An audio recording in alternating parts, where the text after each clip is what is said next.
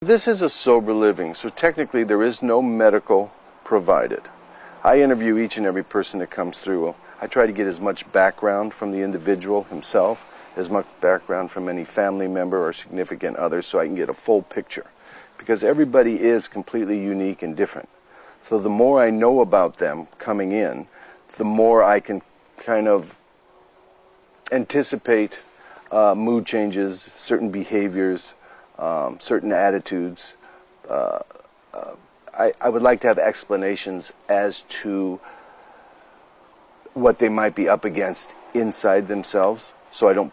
In sober living, what we wanted to come up with was kind of a step-down version, not from treatment, but from a recovery house, which means there are certain criteria that must be met, perhaps meeting requirements, testing requirements, cleaning up after yourself, attending house meetings, attending 12-step meetings in the house, being civil, being cordial, being decent, being accountable. And that was new at the time.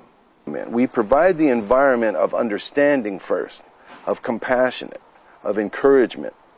You know, we can see some pitfalls perhaps that the individual does not know they are about to step in. Or they may be thinking they're doing all they can when really they're doing the same thing they've done before, only they don't have the inebriated behavior that went with it. Through the years, we learned a lot about how to meet the individual where they are, because we know how serious this disease is. We've lost too many people to death. Regular people, good people, young people, old people, either by their own hand or perhaps there was an unfortunate accident that because an individual was inebriated, they harmed somebody else.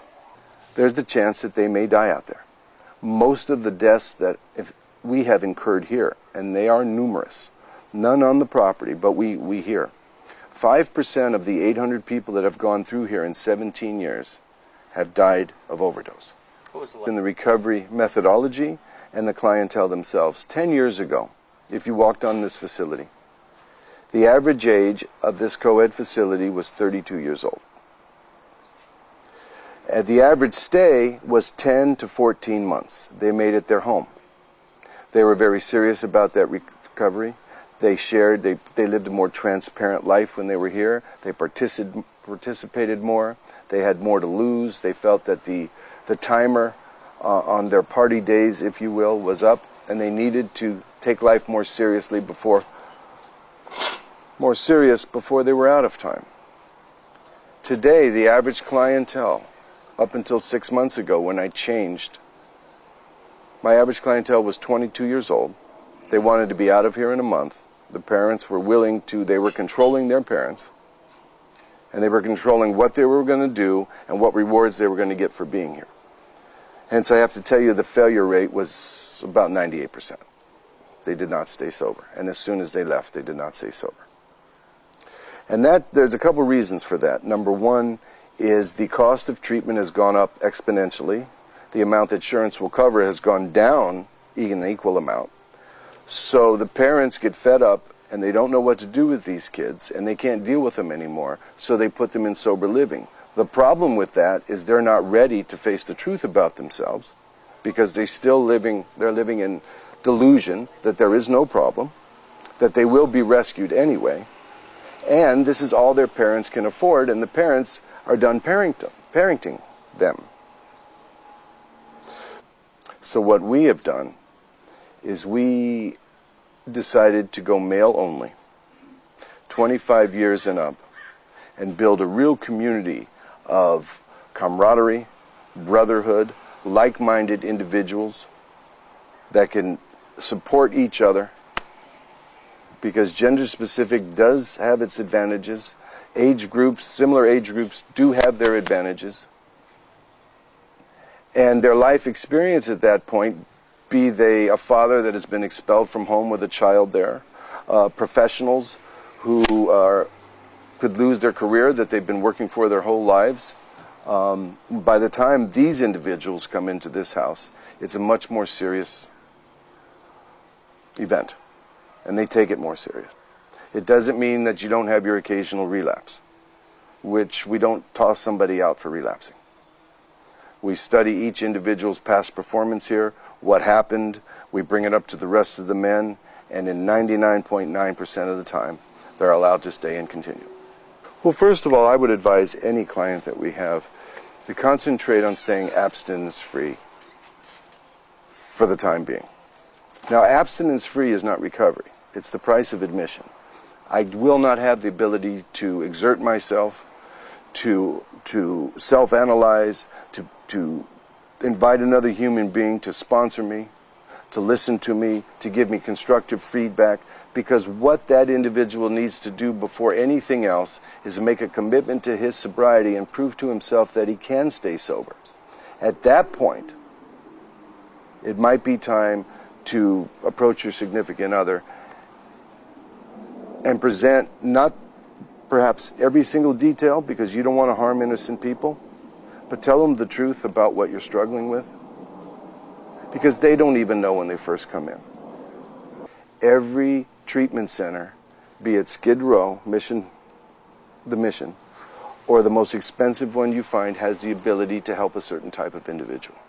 The reason we changed to male only is because I wanted a certain male of a certain age that had the ability to hear, to understand the seriousness of his illness, that perhaps has something to lose, so he's more invested in working hard. What I started to see in the nature of the business was that most sober livings would be a catch-all for anybody who could pay a bit. And they're very unprepared to hit a sober living because they're not really coming out of treatment anymore because they can't afford treatment. Remember, sober living would be a lower cost alternative to recovery. Many people realize they have a problem, go to Alcoholics Anonymous, live at home, and continue to work. The type of people we get realize they have a problem. Maybe they've been to treatment 2 or 3 times before, but not necessarily so. And when they come here, they know what they need to do. So when you're with like-minded people, like-minded individuals, you have a say in what's going on. And ultimately, either you're going to apply yourself or you're not, which is sober living. It's safe, supportive housing. Does not supply treatment, does not supply therapy, does not supply doctors, does not supply food. It supplies a caring, compassionate community of like-minded men. I have one other man with me. He's 20 years sober, so between the two of us, we have 52 years of recovery experience. We have 5 houses, a total of 15 men maximum. We have single rooms. 50% of our rooms are private rooms, and the other 50% are double occupancy. There's a lot of elbow room, there's a lot of space.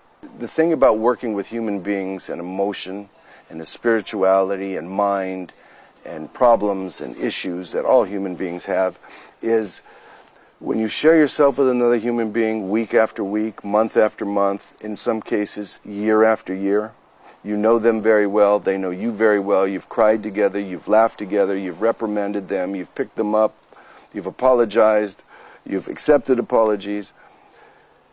You don't necessarily see the results in that year or two. Sometimes you do. It's a blessing when you do. And if I can't see results, I make sure that I'm trying to plant seeds. And